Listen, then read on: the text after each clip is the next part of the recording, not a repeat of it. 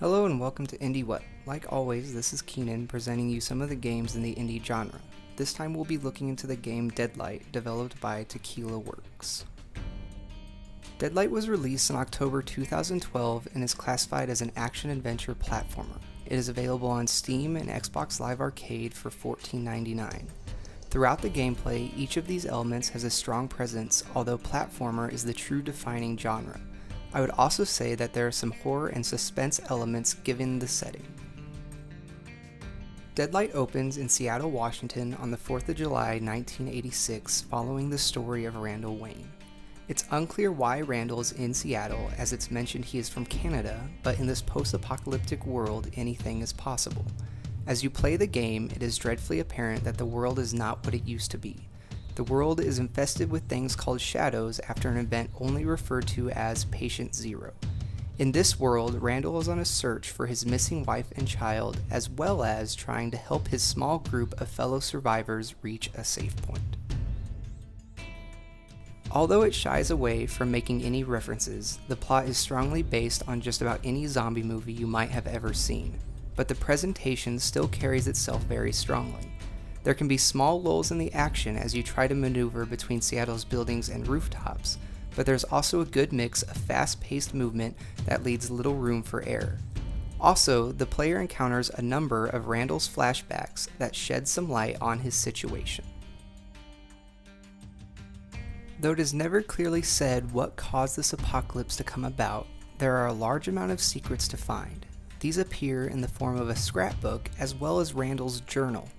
Through these mediums, a bit more background can be discovered on Deadlight's setting. However, after the first hour of gameplay, I started to get some mixed feelings. On the positive, the world is very dark and dreary, which creates an ambiance of hopelessness. You only encounter a very small number of survivors, and most everyone else is a shadow. Also, the military, although still present and powerful, has created a new order of law. Rather than being helpful to the player, they are another obstacle in the other half of antagonism for Randall, which just adds to how dismal this world has become.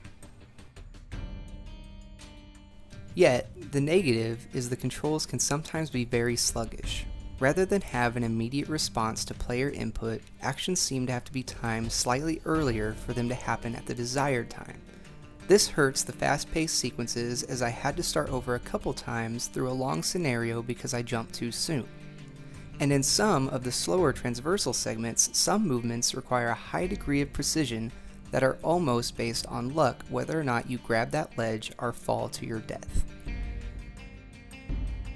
The scripting for Deadlight is very solid, and the story of Randall Wayne was enjoyable to see through up to the conclusion. The story itself is not as straightforward as it seems, and although the major plot twist was not a complete shock, it still leaves a sense of satisfaction to witness. But although voice acting for Randall Wayne is spot on to his appearance and very well done, it isn't necessarily difficult to make a deep, gravelly, and unemotional voice sound good. This makes the rest of the voice acting for other characters appear very shallow and lackluster.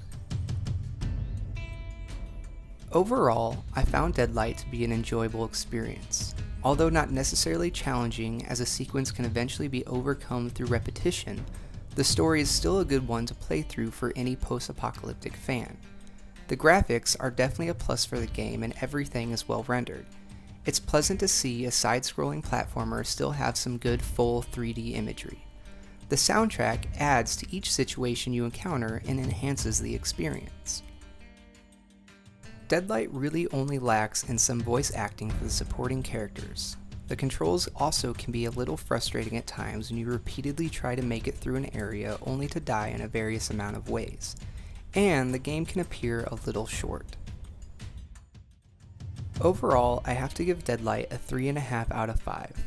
It is definitely a solid game for anyone who appreciates a decent zombie game, and fans of platformers will definitely enjoy it even with the minor control issues aside. So, that's all I have for you on this IndieWhat. Catch me on the next one where I'll be switching gears and reviewing the game Yesterday from PENDULO Studios. Once again, this is Keenan saying it's been real, and I'm out.